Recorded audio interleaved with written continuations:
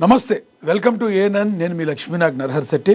వార్తాపత్రికల వార్తా విశ్లేషణకి స్వాగతం. ముందుగా మనం మహాదినపత్రిక చూద్దాం. మహాదినపత్రికలో ఏం ప్రచురించారో చూద్దాం. ఇక సికింద్రాబాద్ అస్తిత్వం దెబ్బతీయొద్దు, మేము అధికారంలోకి వస్తే సికింద్రాబాద్ జిల్లా బీఆర్ఎస్ వర్కింగ్ ప్రెసిడెంట్ కేటీఆర్ సికింద్రాబాద్ని మేము జిల్లాగా చేస్తామని ఆయన మాట్లాడారు. ఆయన స్టేట్మెంట్ అయితే ఇచ్చారని ప్రచురించారు. ఇక మల్కాజ్గిరిని సికింద్రాబాద్లో కలపడం సరికాదన్నారు. మల్కాజ్గిరిని టచ్ చేస్తే ఊరుకోమని, మల్కాజ్గిరిని కార్పొరేషన్ చేయాలని తలసాని ఆందోళన ద్వంద్వ ప్రమాణాలకు నిదర్శనం అన్నారు. ఎంపీ ఈటెల రాజేందర్ కీలక వ్యాఖ్యలు చేశారు.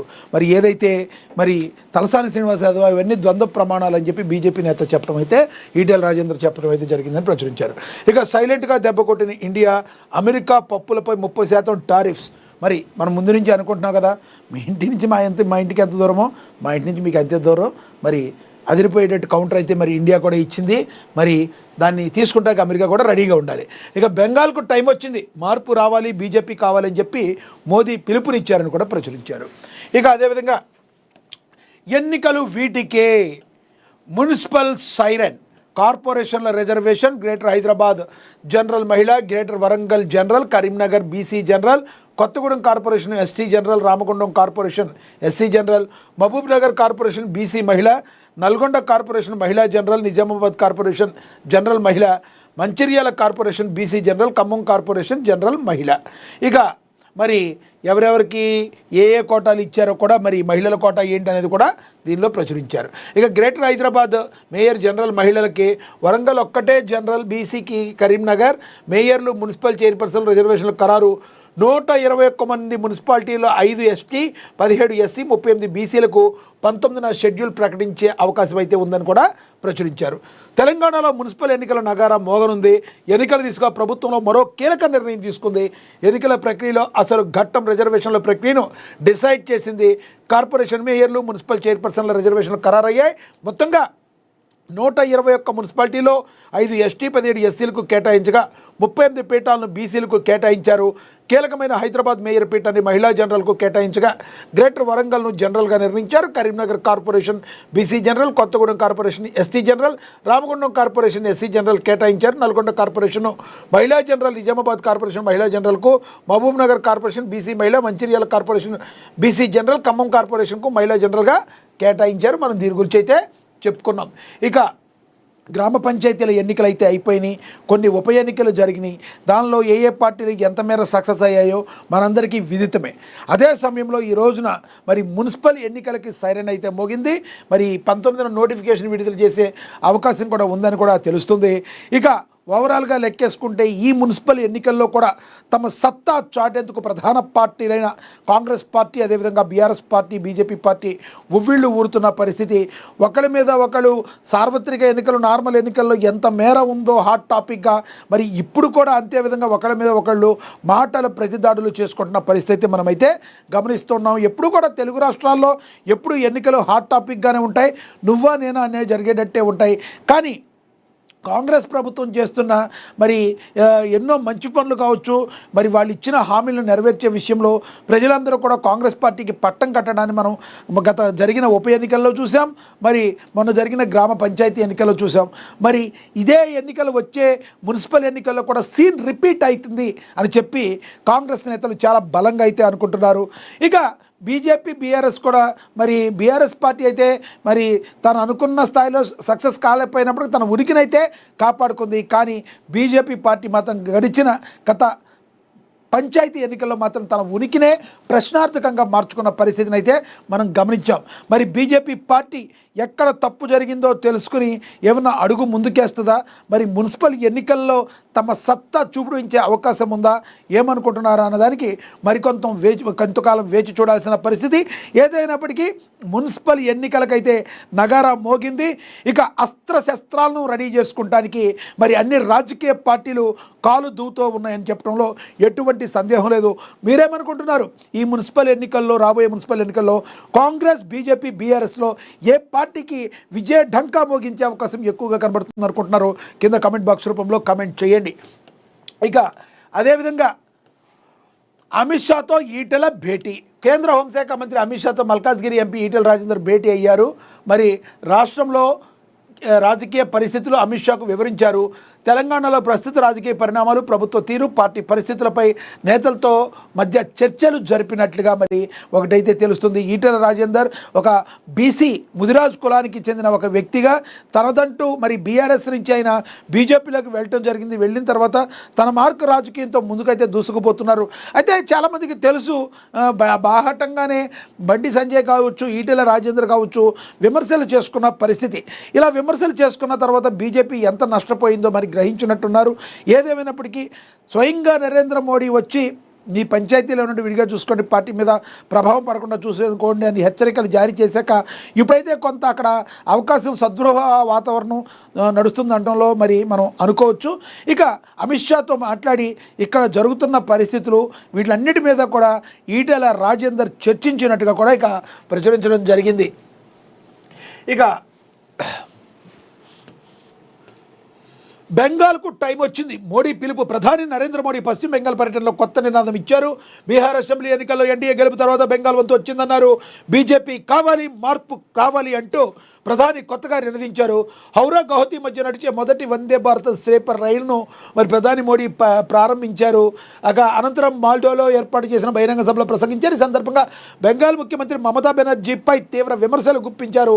టీఎంసీ అంటే అవినీతి, హింస, బుజ్జగింపు రాజకీయ పార్టీలు అనే విషయాన్ని స్పష్టమైందన్నారు. బెంగాల్ ప్రభుత్వం రాష్ట్రాన్ని దోచుకుంటుందని ఆరోపించారు. కేంద్ర ప్రభుత్వం అందిస్తున్న ఆర్థిక సహాయాన్ని ప్రజలు అందకుండా టీఎంసీ ప్రభుత్వం అడ్డుకుంటుందని తీవ్ర విమర్శలు చేశారు. పశ్చిమ బెంగాల్ అభివృద్ధి చెందాలంటే, ప్రజలకు సంక్షేమ పథకాలు చేరాలంటే రాష్ట్ర ఎన్డీఏ ప్రభుత్వం అధికారంలోకి రావాలని మోడీ పునరుద్ఘాటించారు. ఓవరాల్గా పశ్చిమ బెంగాల్ యొక్క అభివృద్ధిని దీది అంటే తెలుసు కదా మనకు, మమతా బెనర్జీ కోరుకోవడం లేదు. మరి టీఎంసీ అంటే ఒక అవినీతి, అక్రమమైన పార్టీ అని చెప్పి బీజేపీ నేత అనుకోవచ్చు, లేదంటే భారత ప్రధాని అనుకోవచ్చు, ఏదైనా అనుకోవచ్చు, నరేంద్ర మోడీ తీవ్ర ఘాటు వ్యాఖ్యలు అయితే చేశారు. పశ్చిమ బెంగాల్లో కాషాయపు జెండా ఎగరడం ఖాయమని చాలా ధీమా అయితే వ్యక్తం చేశారు. మరి పశ్చిమ బెంగాల్ యొక్క అభివృద్ధిని ఎవరన్నా కోరుకోనోళ్ళు ఎవరన్నా ఉన్నారంటే అది కేవలం టీఎంసీ అధినేత, కేవలం మమతా బెనర్జీ మాత్రమే, దీదీ మాత్రమే పశ్చిమ బెంగాల్ అభివృద్ధి చెందడం ఆమెకి ఇష్టం లేదు అని చెప్పి తీవ్ర వ్యాఖ్యలు అయితే చేయటం అయితే జరిగింది. రానున్న రోజుల్లో ఎటువంటి పరిస్థితుల్లో పశ్చిమ బెంగాల్లో గెలిపే లక్ష్యంగా ముందుకెళ్తున్నాం, బీజేపీ పార్టీకి ప్రజలు పట్టం కట్టబోతున్నారు అని చెప్పి ప్రధాని నరేంద్ర మోడీ అయితే చెప్పడం అయితే జరిగింది. మీరేమనుకుంటున్నారు? మరి రానున్న బెంగాల్ ఎన్నికల్లో ఏ పార్టీకి గెలుపు అవకాశాలు ఎక్కువగా ఉన్నాయి? మరి పశ్చిమ బెంగాల్లో దీదీ మీద, మమతా బెనర్జీ మీద వ్యతిరేకత ఏమన్నా ఉందా? ఆ వ్యతిరేకతను క్యాష్ చేసుకోవడంలో బీజేపీ సక్సెస్ అవుతుందా? రానున్న రోజుల్లో మనందరికీ కూడా తేలిపోయే అంశం. ఇక తదుపరి చూడొచ్చు, సికింద్రాబాద్ అస్తిత్వం దెబ్బతీయొద్దు, మేము అధికారంలోకి వస్తే సికింద్రాబాద్ జిల్లా అని చెప్పి బీఆర్ఎస్ వర్కింగ్ ప్రెసిడెంట్ కేటీఆర్ అయితే చెప్పారు.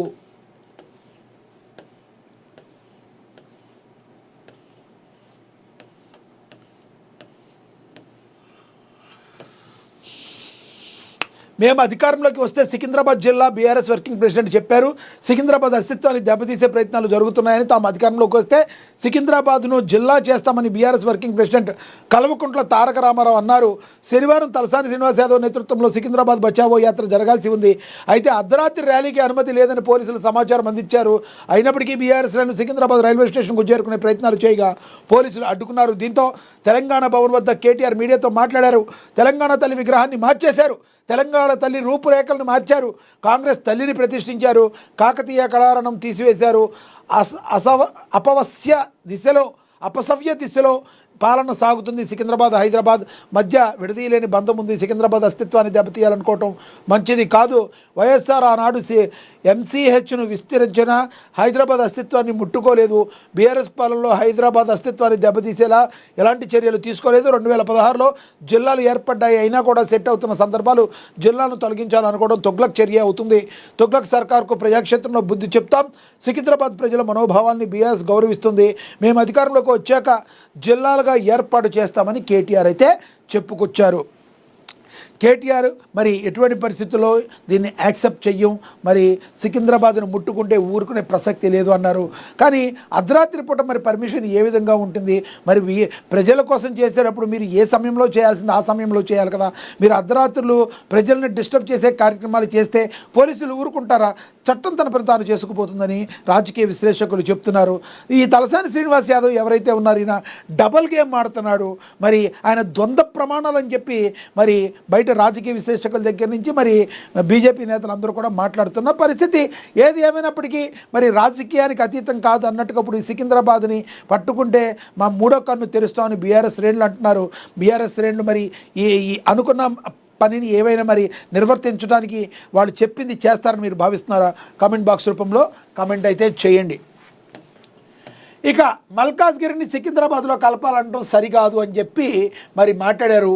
మరి ఎవరైతే బీజేపీ నేత ఉన్నారో ఈటెల రాజేందర్, మరి సికింద్రాబాద్ చరిత్ర గ్లామర్ గొప్పతనానికి నేను వ్యతిరేకం కాదు, కానీ మల్కాజ్గిరి పేరు మార్చమనడం సరికాదని మల్కాజ్గిరి ఎంపీ ఈటెల రాజేందర్ అన్నారు. ఇప్పుడు పేరు మార్చాలని అంటున్న వారు నాడు అధికారంలో ఉన్నారని, అప్పుడు ఎందుకు సికింద్రాబాద్ పేరు జిల్లాకు పెట్టమని అడగలేదని నిలదీశారు.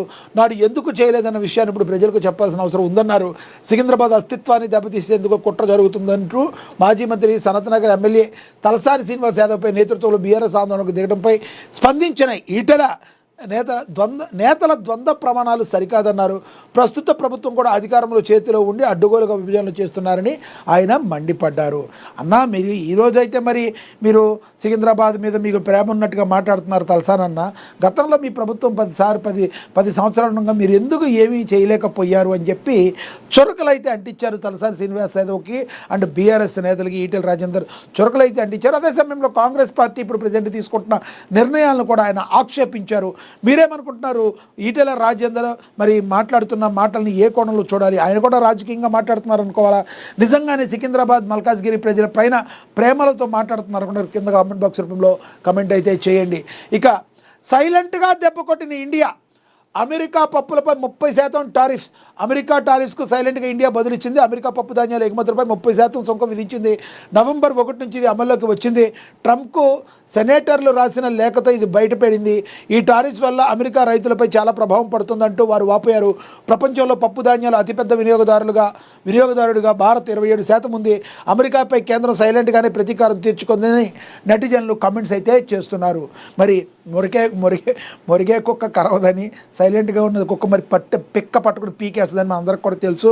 కాబట్టి ఓవరాల్గా ఏదైనా కూడా మరి ఈ ట్రంప్ ఏ నిర్ణయం అయితే తీసుకున్నాడో మరి ఆ నిర్ణయంతో అన్ని దేశాలు కూడా చాలా ప్రాబ్లమ్స్ అయితే ఫేస్ చేస్తున్నాయి. మరి నీ ఇష్టం వచ్చినట్టు నువ్వు చేసుకుంటూ పోతే మరి భారతదేశం ఏమైనా తక్కువ కాదు.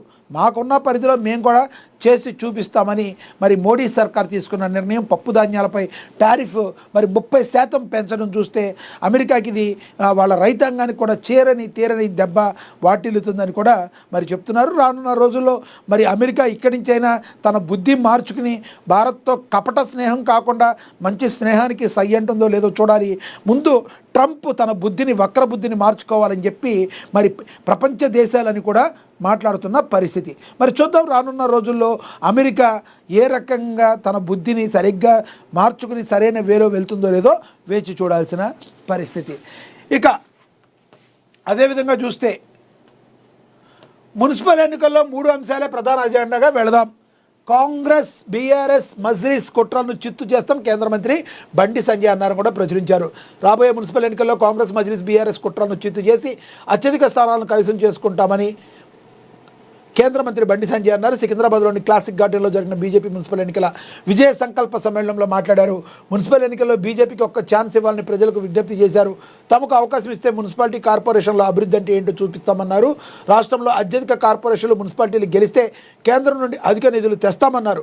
అవసరమైతే సిఎస్ఆర్ నిధులు తెచ్చి బీజేపీ పాలిత మున్సిపాలిటీలు కార్పొరేషన్ను అభివృద్ధి చేస్తామన్నారు. కాంగ్రెస్ 2 ఏళ్ల పాలనలో మున్సిపాలిటీ ఖర్చు చేసిన నిధులపై శ్వేతపత్రం విడుదల చేయాలని డిమాండ్ చేశారు. అభివృద్ధి, ప్రజా సమస్యలు, హిందుత్వం ఈ 3 అంశాల ప్రధాన అజెండాగా మున్సిపల్ ఎన్నికల్లో బీజేపీ వెళుతుందన్నారు. ఇక్కడ నుండి పోలింగ్ జరిగే వరకు కూడా ఒక్కో ఇంటికి 6 సార్లు వెళ్ళాలని మరి శ్రేణులకు దిశానిర్దేశం చేశారు. వార్డుల వారీగా సమస్యలున్న చోటుకే వెళ్ళి భరోసా ఇవ్వాలని సూచించారు.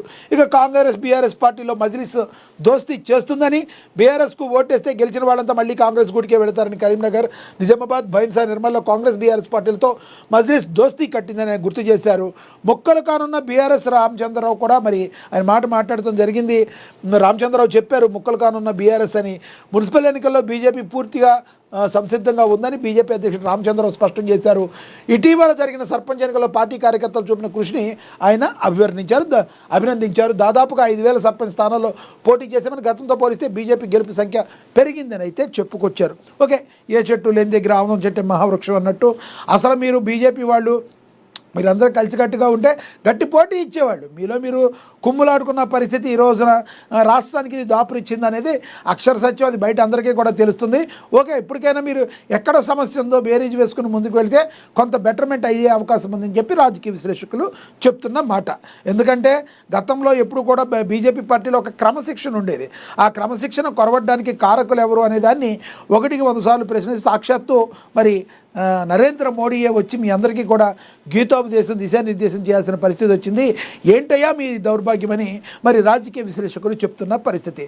ఓవరాల్గా లెక్కేసుకుంటే బీఆర్ఎస్ కావచ్చు, మజ్లిస్ కావచ్చు, చట్టాపట్టాలు వేసుకుని ఆ కాంగ్రెస్ కావచ్చు ముగ్గురు తిరుగుతున్నారు.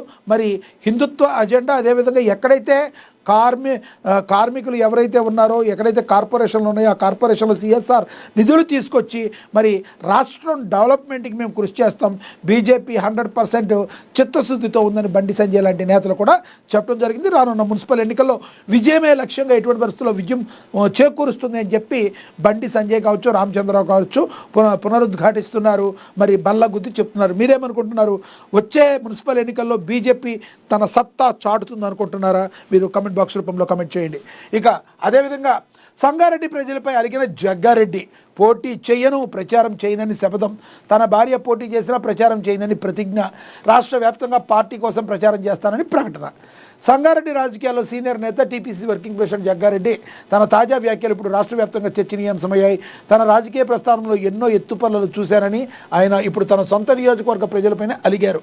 తన ఓటమికి స్థానిక మేధావులే కారణమని, గత ఎన్నికల్లో తన కోసం సాక్షాత్తు రాహుల్ గాంధీ వచ్చి ప్రచారం చేసినా తనను ఓడించడాన్ని ఆయన జీర్ణించుకోలేకపోతున్నారు.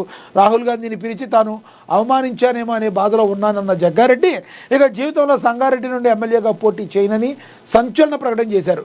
రాజకీయాల్లో గెలిపోవటం సహజం, కానీ ఓటమికి ప్రజలను లేదా మేధావులను బాధ్యులను చేస్తూ నియోజకవర్గానికి దూరం కావడం అనేది ఒక విచిత్రమైన పరిస్థితి. ఎన్నికల్లో తన భార్య నిర్మలా పోటీ చేశారు, తాను మాత్రం ప్రచారంలో పాల్గొన్నానని ఆయన కరాఖండిగా చెప్పారు. రాష్ట్రంలో ఎక్కడైనా కాంగ్రెస్ తరఫున తిరుగుతాను, కానీ సంగారెడ్డి గడ్డపై కాలు మోపి ఓట్లు అడగనని ఆయన చేస్తున్న వ్యాఖ్యలు హాట్ టాపిక్గా మారాయి. తనను 3 సార్లు గెలిపించిన ప్రజల పట్ల ఇలాంటి నిర్ణయం తీసుకోవడం రాజకీయంగా ఎంతవరకు సమంజసమనే ప్రశ్నలు కూడా మరి వస్తున్నాయి.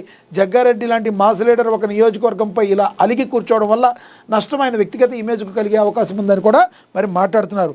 ఇది రాజకీయంగా ఒక తన మరి ఏదైతే మేధస్సుకు ఒక మచ్చుతునగా అనుకోవచ్చు. ఎందుకంటే ఆయన ఏమంటున్నారు, మీరు నన్ను ఓడించారని అంటున్నారు, కానీ తన భార్య పోటీ చేసినా నేను చెయ్యను, మీకు మీ పార్టీ కోసం నేను తిరగను, క్యాంపెయినింగ్ చేయనని మాట్లాడుతున్నారంటే తన భార్య పోటీలో నిలిస్తే ఈసారి ప్రజలు మీరందరూ కంపల్సరీ వేయాలి అని చెప్పి, ఓటు వేయాలని చెప్పి సున్నితంగా స్వీట్ వార్నింగ్ ఇస్తున్నారా అని కూడా మరి అనుకోవచ్చు అనే విషయం మనకైతే అర్థమవుతుంది. ఏదేమైనప్పటికీ జగ్గారెడ్డి లాంటి మాస్ లీడర్ ఈ రకంగా 3 సార్లు మరి ఆయన్ని గెలిపించారు. అక్కడి ప్రజలు గెలిపించినప్పటికీ కూడా మరి ఒక్కసారి ఓడించినంత మాత్రాన ప్రజల మీద అలగడం ఏంటబ్బా అని రాజకీయ విశ్లేషకులు అనుతున్నప్పటికీ ఒక్కొక్కసారి ఎంత అభ్యర్థించినా మనకి రావాల్సిన ఓట్లు రాకపోతే ఈ రకంగా కూడా మాట్లాడితే కూడా మరి తన భార్య ఒకవేళ పోటీ చేసినా నేను చెయ్యను, అక్కడ క్యాంపెయినింగ్ చేయను అంటున్నారంటే తన భార్య పోటీలోకి దిగితే ప్రజలందరూ కూడా అక్కడ వాళ్ళు ఓటు వేయాలనిపించకూడదు. అందులో మనకి తెలుసు గతంలో మరి పాడి కౌశిక్ రెడ్డి లాంటి వ్యక్తి మీరు ఓటు వేయకపోతే నేను చచ్చిపోతాను, ఇదే నాకు చివరి అవకాశం అని మరి ఓట్లు వేయించుకున్న పరిస్థితి. మరి అలాంటివి జరిగినప్పుడు ఇదేం పెద్ద వింత కాదు. మరి ఏదైతే జగ్గారెడ్డి ఉందో ఆయన విచక్షణతో ఆలోచించి వేరే సైడ్ నుంచి నరుక్కొస్తున్నారని నాకైతే అభిప్రాయం కలుగుతుంది. మీరేమంటారు జగ్గారెడ్డి చేస్తున్న వ్యాఖ్యల్ని? మరి రాజకీయంగా ఒక వ్యూహంలో ఒక భాగంగా మీరు ఏమనుకుంటున్నారో కింద కమెంట్ బాక్స్ రూపంలో కమెంట్ అయితే చేయండి. అదేవిధంగా తెలంగాణలో భారీగా IPSలు బదిలీ. లాజిస్టిక్స్ ఐజీగా గజారావు భూపాల్, మరి ఇంటెలిజెన్స్ డిఐజీగా ఆర్ భాస్కర్ అని కూడా ప్రచురించారు. ఇక పాలమూరును అభివృద్ధి చెందిన జిల్లాగా తీర్చిదిద్దుతా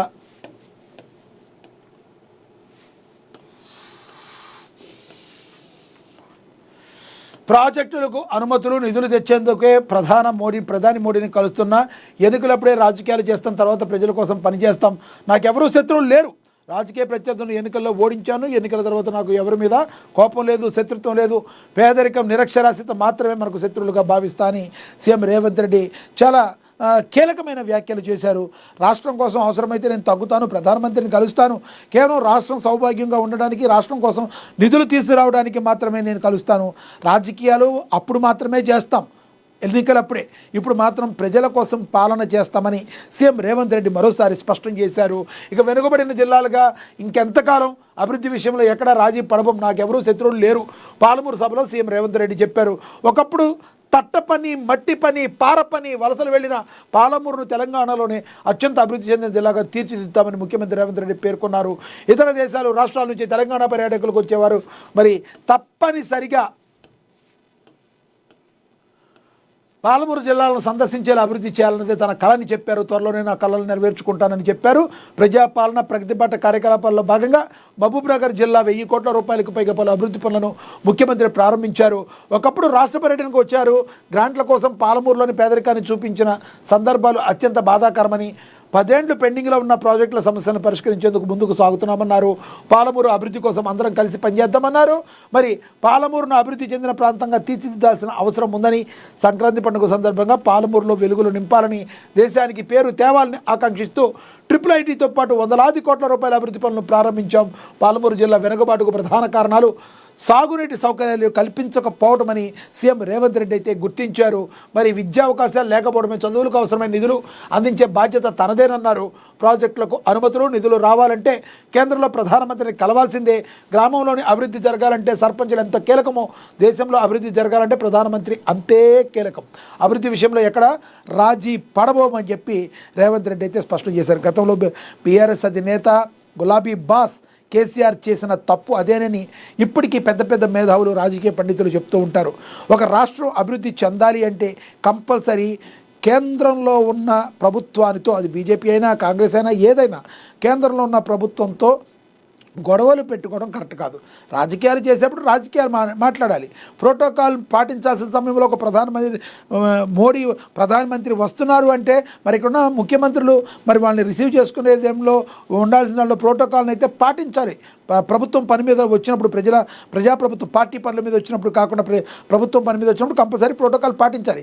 కానీ అలాంటివి అప్పట్లో కేసీఆర్ పాటించలేదు. తద్వారా తెలంగాణ రాష్ట్రం చాలా లాస్ పోయింది. కేంద్రం నుంచి రావాల్సిన నిధులను తెప్పించుకోవడంలో, మనకు కావాల్సిన నిధుల్ని అడిగి తెచ్చుకోవడంలో గత బీఆర్ఎస్ ప్రభుత్వం కంప్లీట్గా ఫెయిల్ అయిందని చెప్పి పెద్ద పెద్ద విశ్లేషకులు చెప్తున్న పరిస్థితి. అలాంటివి కాకుండా మరి రాష్ట్రానికి కావాల్సిన నిధులు, నా తెలంగాణ రాష్ట్రానికి కావాల్సిన నిధులను, పెట్టుబడులను తీసుకురావడానికి నరేంద్ర మోడీని నేను కలుస్తాను. మరి రాజకీయాలు అప్పుడు మాత్రమే చేస్తాను, ప్రతిసారి చెయ్యము. ఇది కేవలం తెలంగాణ రాష్ట్ర ప్రజల యొక్క అభివృద్ధికి నేను కట్టుబడి ఉన్నాను. అదేవిధంగా పాలమూరులో గతంలో వలస కూలీలుగా ఉండేవాళ్ళు అందరూ కూడా పార పని, మట్టి పని చేసేవాళ్ళు. అది ఎప్పుడూ అలాగే ఉండిపోవాలి. ఎటువంటి పరిస్థితుల్లో మరి పాలమూరును అభివృద్ధి చేసి తీరుతానని సీఎం రేవంత్ రెడ్డి శపథం అయితే చేశారు. చెప్పండి ఫ్రెండ్స్, మీరేమనుకుంటున్నారు? రేవంత్ రెడ్డి మాట్లాడిన మాటలను ఏ రకంగా చూడాలి? రానున్న రోజుల్లో పాలమూరు అభివృద్ధి చెందుతుందో లేదో మీరు మరి ఒక్కసారి కమెంట్ బాక్స్ రూపంలో కమెంట్ అయితే చేయండి. ఇక అడవిలో రాష్ట్ర క్యాబినెట్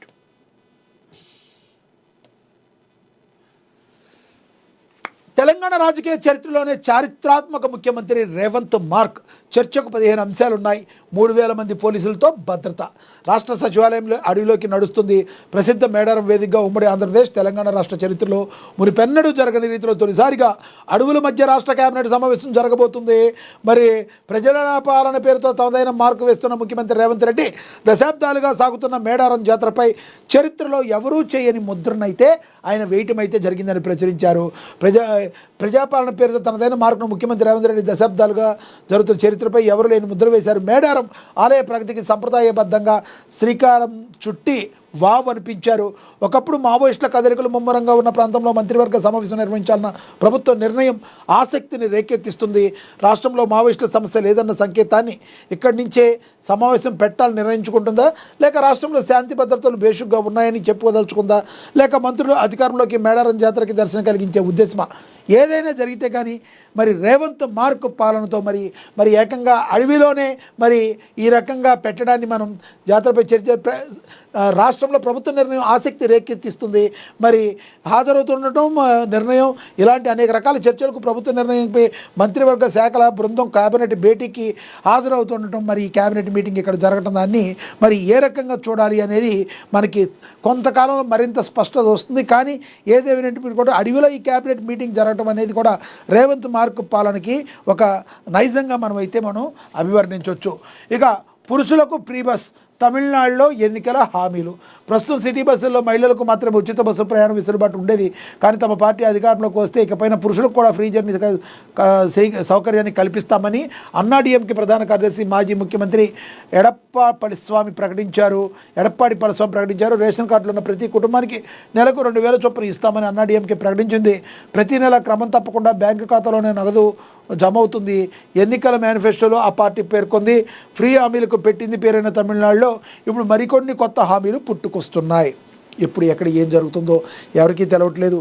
అప్పుడులో కర్ణాటకలో మరి ఫ్రీ బస్ వచ్చింది, ఆ తర్వాత తెలంగాణలో వచ్చింది, ఆ తర్వాత ఆంధ్రప్రదేశ్లో వచ్చింది. ఇప్పుడు మరి పురుషులకు కూడా ఫ్రీ బస్సు అంటున్నారు తమిళనాడులో. మరి వచ్చే ఎన్నికలకి ఏమైనా జరగవచ్చు. కానీ ఏది ఏమైనప్పటికీ కూడా ప్రజలందరూ కూడా ఫ్రీలు అయితే కోరుకోవటం లేదు. తమ భవిష్యత్తుకి, బంగారు భవిష్యత్తుకి ఒక స్పష్టమైన హామీని అయితే కోరుకుంటున్నారు. ఈ రాజకీయ నాయకులు ఎప్పటికీ గుర్తిస్తారో అన్నది మరి మనం అందరం కూడా ఆలోచించాలి. ఫ్రీ ఫ్రీ ఫ్రీ అనుకుంటూ పోతే ఈ లోకంలో లలిత జ్యువెలరీస్ ఎవరో ఒక ఆయన చెప్తున్నట్టు డబ్బులు ఎవరికి ఊరికే రావన్నట్టు ఊరికే ఎవరికి ఏది రావు. మరి ఈ రకంగా మరి ఫ్రీలు ఇచ్చుకుంటూ పోతే మరింత బద్దకస్తులు చేస్తారు. అప్పుడు వరకు మహిళలకు అన్నారు తమిళనాడు, ఇప్పుడు మరొకరు ముందుకేసి అన్నాడీఎంకే హామీ ఇచ్చేసింది.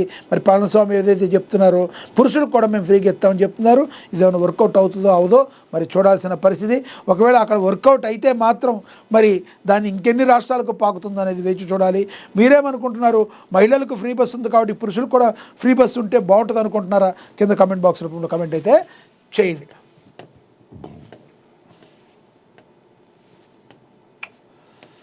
ఇక వార్తల సేకరణలో మహాపత్రిక బేష్. ఆలయ అధ్యక్షులు తోట సంజయ్ బాబన్న 2006 మహా క్యాలెండర్ ఆవిష్కరణ అని కూడా ప్రచురించారు. అదేవిధంగా 25 ఏళ్లుగా అడవే ప్రపంచం, అడవే మా కుటుంబానికి ఆత్మబంధువు, తెలుగు రాష్ట్రాల సరిహద్దు అడవిలో మానవీయ గాథ అని కూడా ప్రచురించారు. ఇక పోస్టాఫీస్ ఎత్తివేత నిర్ణయాన్ని ఉపసంహరించుకోవాలి. సంగిశెట్టి క్రిస్టఫర్ సామాజిక కార్యకర్త అయితే చెప్పడం జరిగింది. ఘనంగా హైదరాబాద్ పబ్లిక్ స్కూల్లో క్రీడా దినోత్సవం జ్యోతి ప్రజ్వలన చేసి ప్రారంభించారు బల్దియా కమిషనర్. ఇక గణతంత్ర దినోత్సవ వేడుకలకు అన్ని ఏర్పాట్లని అదనపు కలెక్టర్ భాస్కర్రావు, యాదాద్రి భువనగిరి జిల్లా కలెక్టర్ అన్ని ఏర్పాట్లు చేస్తున్నామని అయితే చెప్పారు. పరకాల మున్సిపల్ స్థానాలకు రిజర్వేషన్లు ఖరారు. రాజకీయ పార్టీల ప్రతినిధుల సమక్షంలో రిజర్వేషన్లు డ్రా తీసిన జిల్లా కలెక్టర్ స్నేహా శబరీష్, ఎవరైతే హనుమకొండ జిల్లా కలెక్టర్ ఎవరైతే ఉన్నారో స్నేహా శబరీష్ ఈ చెప్పడం అయితే జరిగింది. ఇక త్వరగా ఇందిరమ్మ ఇండ్ల నిర్మాణం పూర్తి చేయాలి జిల్లా కలెక్టర్ హనుమంతరావు అయితే మరి చెప్పడం జరిగింది. భువనగిరి జిల్లా కలెక్టర్ హనుమంతరావు అయితే చెప్పడం జరిగిందని కూడా ప్రచురించారు. ఇక అభివృద్ధిలో రోల్ మోడల్గా జగపతిరావు, మరి కాంగ్రెస్కు అధికారం ఇవ్వండి, కరీంనగర్ అత్యద్భుతంగా తీర్చిదిద్దాం. గత బీఆర్ఎస్ పాలకులు భ్రష్టు పట్టించారు, అవినీతిలో గిన్నిస్ బుక్ రికార్డు సృష్టించారు. కాంగ్రెస్ పార్టీ కరీంనగర్ అసెంబ్లీ నియోజకవర్గ ఇన్ఛార్జి వెలిచాల రాజేంద్రరావు ప్రకటించారని కూడా మరి చెప్పారని కూడా ప్రచురించారు. ఇక మహాజాతరకు మేడారం సిద్ధం. 3 కోట్ల భక్తుల స్వాగతానికి సర్వం సిద్ధం. 300 కోట్లతో ఆలయ పునరుద్ధరణ జనవరి 19న సీఎం రేవంత్ రెడ్డి చేతుల మీదుగా ప్రారంభం కాబోతుంది. మనకు తెలుసు తెలంగాణ రాష్ట్ర యొక్క కీర్తి ప్రతిష్టలని మరి ప్రపంచవ్యాప్తానికి తెలిసే విధంగా తెలంగాణ యొక్క కీర్తిని తలామానికంగా నిలిపే విధంగా మేడారం సమ్మక్క సారలమ్మ జాతర అయితే జరగబోతుంది. దాదాపు 3 కోట్ల మంది భక్తులు మరి విచ్చేయుచున్నారు. మరి 300 కోట్లతో ఆలయాన్ని పునరుద్ధరించారు. మరి జనవరి 19న సీఎం రేవంత్ రెడ్డి చేతుల మీదుగా ప్రారంభం కానుందని ప్రకటించారు. ఇక అమ్మవార్లకు మహాజాతర ఘట్టాలు, 21 శాఖలు, 42,027 మంది సిబ్బంది, 1418 ఎకరాల్లో 42 పార్కింగ్ స్థలాలు, తాగునీరు, శానిటేషన్, విద్యుత్ పకడ్బందీ ఏర్పాట్లు, మేడారంలోనే మంత్రి సీతక్క మకాం, ముందస్తు భక్త జనసంద్రం. ఓవరాల్గా కాంగ్రెస్ పార్టీ ఎంత సీరియస్గా తీసుకుంది, మరి ఎంత ప్రతిష్టాత్మకంగా తీసుకుంది అనుకోవటానికి ఈ ఒక్కటి మనకి ఉదాహరణలుగా చెప్పొచ్చు. ఇక రవాణా వైద్య సేవల్లో స్పెషల్ ఫోకస్ అని కూడా ప్రచురించారు. ఇక అదేవిధంగా సంచలన వార్తలు కేర్ ఆఫ్ అడ్రస్ మరి ఎస్ఎన్ఆర్ అని కూడా ప్రచురించారు. మున్సిపల్పై యువత ఫోకస్ అని కూడా ప్రచురించారు. ఆమన్గల్ పోటీకి చేసేందుకు పలువురికి ఆసక్తి, పార్టీలో సీనియర్లకు పెద్దపీట వేస్తారా లేక యువతకు ప్రాధాన్యత కల్పిస్తారా? రాజకీయాల్లో తమదైన ముద్ర వేసేందుకు యువత ముందుకు అవకాశం ఇవ్వని ఎడల యువకులు రెబల్గా పోటీ చేసే అవకాశం ఉంది, ఎవరి ధీమా అరిదని కూడా ప్రచురించారు. ఇక కాంగ్రెస్ పార్టీలోగా భారీ చేరికలు, పార్టీలో చేరిన బోరజ్ సిర్సన్న, బీఆర్ఎస్ బీజేపీ నాయకులు కార్యకర్తలు కండువాలు కప్పి పార్టీలోకి స్వాగతించిన కంది శ్రీనివాస రెడ్డి అని కూడా ప్రచురించడం అయితే జరిగింది. కొరట్ట చెనక బ్యారేజ్ కింద ఇక ఆయకట్టుకు సాగునీరు అందుతుందని Adilabad Congress party assembly incharge Kandi Srinivasa Reddy తెలిపారు. సీఎం రేవంత్ రెడ్డి హత్తిఘట్ వద్ద పంప్ హౌస్ ప్రారంభించడం పట్ల హర్షం వ్యక్తం చేశారు. ఆయన శనివారం బోరజ్ మండల కేంద్రంలో జరిగిన భారీ చేరికల కార్యక్రమానికి ఆయన హాజరయ్యారు. బోరజ్ మండల కేంద్రంలో శాంతన్రావు సిర్సన్నలో నాయుడు ప్రకాష్ ఆధ్వర్యంలో 2 గ్రామాల నుండి బీఆర్ఎస్ బీజేపీ నాయకులు కార్యకర్తలు పెద్ద సంఖ్యలో కంది శ్రీనివాసరెడ్డి సమక్షంలో కాంగ్రెస్ పార్టీలో చేరారు. వారందరికీ కండువాలు కప్పి కాంగ్రెస్ పార్టీలోకి స్వాగతించారు. కంది శ్రీనివాసరెడ్డి ప్రభుత్వ సంక్షేమ పథకాల అమలుకు ఆకర్షితులై సీఎం రేవంత్ అన్న సుపరిపాలన చేసి గ్రామాల నుండి కాంగ్రెస్ పార్టీలోకి చేరుతుండటం శుభపరిణామం అన్నారు. తెలంగాణలోని కాంగ్రెస్ ప్రభుత్వం అన్ని వర్గాల సంక్షేమాన్ని కాంక్షించి ప్రజాపాలన అందిస్తుందని అయితే చెప్పారు. మనకి తెలుసు ఆదిలాబాద్లో కాంగ్రెస్ పార్టీ యొక్క విజయానికి తను కట్టుబడి ఉండి మరి కాలు కదిపి ముందుకు సాగుతున్న కంది శ్రీనివాసరెడ్డిని సీఎం రేవంత్ రెడ్డి కూడా అభినందించడం మనమైతే చూసాం. అదేవిధంగా సీఎం ఏదైతే మరి చెనాక కొరాట ప్రాజెక్ట్ ఏదైతే ఉందో బ్యారేజ్ కింద ఆయకట్టు సాగునీరు అందుతుందని Adilabad Congress party assembly incharge Srinivasa Reddy ఆనందాన్ని అయితే వ్యక్తం చేశారు. రానున్న రోజుల్లో మరి జిల్లా వ్యాప్తంగా పార్టీ మరింత పటిష్టత కలిగి విజయకాంక్షతో ముందుకు వెళ్ళాలని, వచ్చే ఎన్నికల్లో కూడా భారీగా గెలవాలని మరి కేఎస్ఆర్ అయితే కోరుతున్నారు. మరి అదేవిధంగా కంది శ్రీనివాసరెడ్డి ఆధ్వర్యంలో పాలాభిషేకం. ఆదిలాబాద్ జిల్లా బోరజ్ మండలంలో ఉన్న కొరాటా చెనాక ప్రాజెక్టు మాజీ మంత్రులు స్వర్గీయ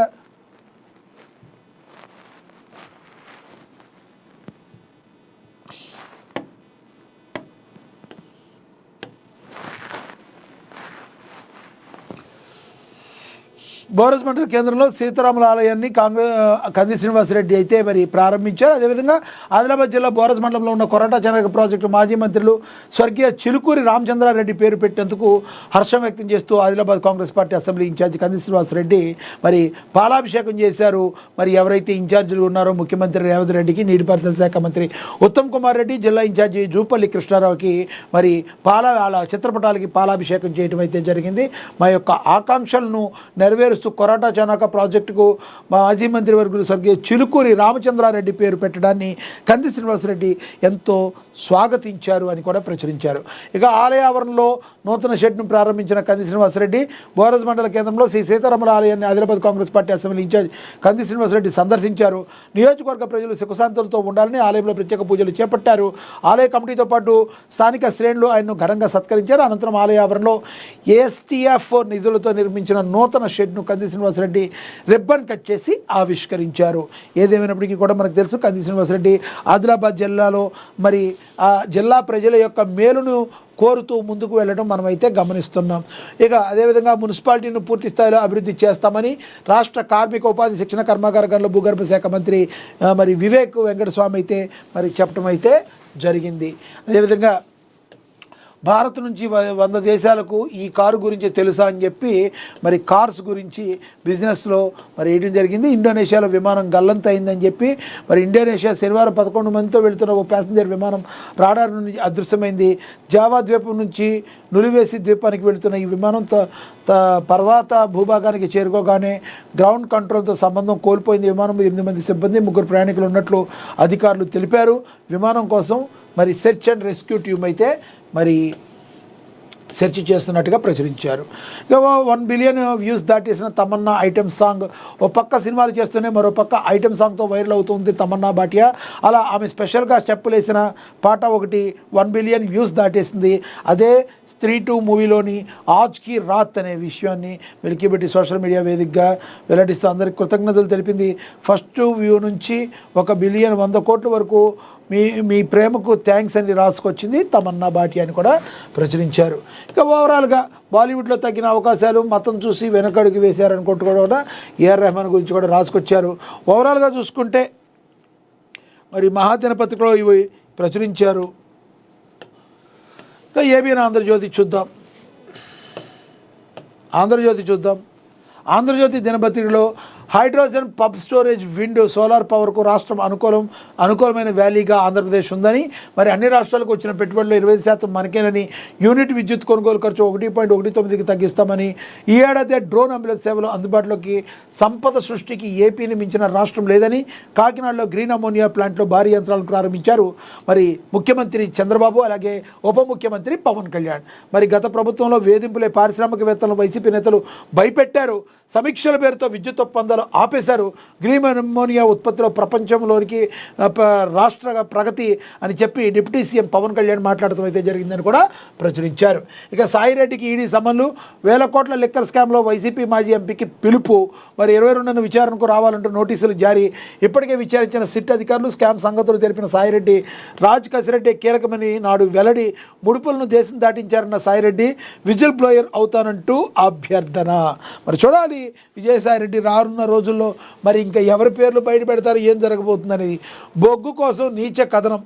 ఎక్కడో ఒడిశాలో నైని బొగ్గు బ్లాక్ కోసం టెండర్లు పిలిపించడం ఏమిటి, ఆ టెండర్ల కాలంలో జాప్యం జరగడం ఏంటి, ప్రతిగా ఎన్డీఏలో ఒక అనైతిక కథన ప్రసారం అవడం ఏంటి అని చెప్పి కోమటిరెడ్డి వెంకటరెడ్డి వల్ల తమ లక్ష్యం దెబ్బతింటుందని భావించిన ఎన్డీఏ యాజమాన్యం రంగంలోకి దిగింది. ఫలితమే మంత్రి రాసలీల అనే కథనాన్ని ప్రచురించిందని కూడా రాసుకుంటూ రావటం అయితే జరిగింది. దీనిలో వాస్తవాలు మరికొన్ని రోజుల్లో మనకైతే తెలవనున్నాయి. నాకు పని దొరకపోవడానికి మతమే కారణమేమో, మ్యూజిక్ డైరెక్టర్గా నన్ను ఎంపిక చేశాక కూడా వేరే వాళ్ళు సంగీత దర్శకుడు ఏఆర్ రెహమాన్ జనవరి 17 సినీ రంగంలో మత వివక్ష ఉందని అర్థం వచ్చేలా ప్రముఖ సంగీత దర్శకుడు ఏఆర్ రెహమాన్ చేసిన తాజా వ్యాఖ్యలు పెను దుమారాన్ని రేపుతున్నాయి. విక్కీ కౌశల్ హీరోగా నటించిన చిత్రం చావాకు సంగీతం అందించిన రెహమాన్ ఆ చిత్రం గురించి, అలాగే బాలీవుడ్లో తనకు అవకాశాలు తగ్గడం గురించి అనేక చర్చలకు దారితీశాయి. మరి బీబీసీ ఏషియన్ నెట్వర్క్ ఇచ్చిన ఇంటర్వ్యూలో రెహమాన్ మాట్లాడుతూ, చావా ఒక విభజనవాద చిత్రం, సమాజంలోని విభజనను అడ్డుపెట్టుకుని ఈ సినిమా సొమ్ము చేసుకుందని నేను భావిస్తున్నానని చెప్పుకొచ్చారు. అయ్యా ఏఆర్ రెహమాను, మరి ఇలాంటి టైంలో మీకు ఇలా ఇంటర్వ్యూలు అవసరమా అని రాజకీయ విశ్లేషకులు కూడా అంటున్న పరిస్థితి.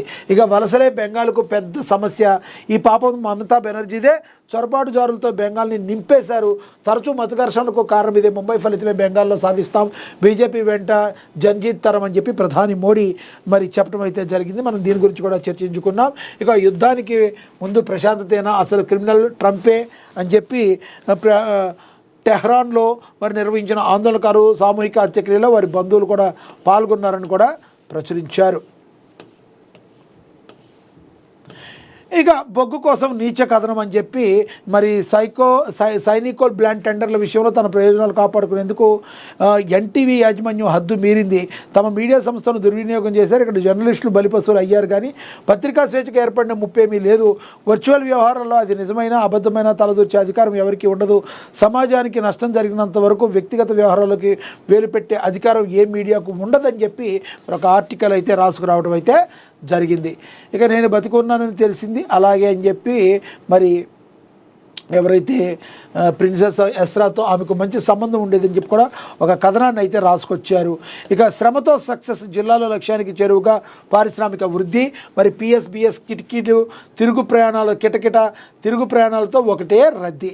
మరి ఓవరాల్గా బస్ స్టేషన్లు కావచ్చు అన్నీ కూడా కిట మరి లాడుతున్నాయి. ఎందుకంటే అందరూ కూడా మొన్న పట్టణం నుంచి పల్లెబాట పట్టారు. ఇప్పుడు మరి తమ విధులను నిర్వర్తించడానికి పల్లెల నుంచి పట్టణానికి వస్తున్నారు.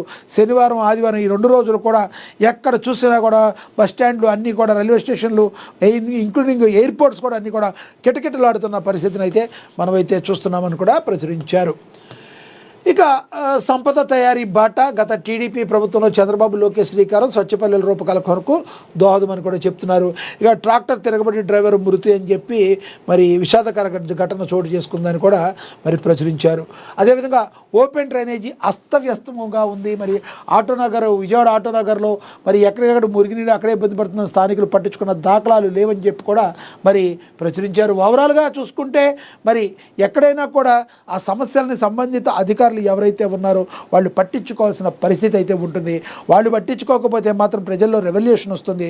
కాబట్టి తస్మాత్ జాగ్రత్త, అధికారులు సంబంధిత రాజకీయ ఎమ్మెల్యే కూడా అక్కడ మరి పట్టించుకోవాలి. కాబట్టి అది సరిగ్గా చేయకపోతే ప్రజలు ఆ తర్వాత మీకు ఎటువంటి సత్కారం చేయాలో అటువంటి సత్కారం చేస్తారు. ఓవరాల్గా ఇంపార్టెంట్ న్యూస్ ఏవైతే ఉన్నాయో వార్తాపత్రికలో అవి విశ్లేషించాము. ఇప్పుడు ఎప్పటికప్పుడు కూడా నిరంతరం మరి తాజా వార్తల్ని విపులంగా మీకోసం విశ్లేషించే ప్రయత్నం చేసే ప్రోగ్రామ్ ఇది వార్తాపత్రికల వార్తా విశ్లేషణ. ఇది వాటి వార్తాపత్రికల వార్తా విశ్లేషణ. నమస్తే.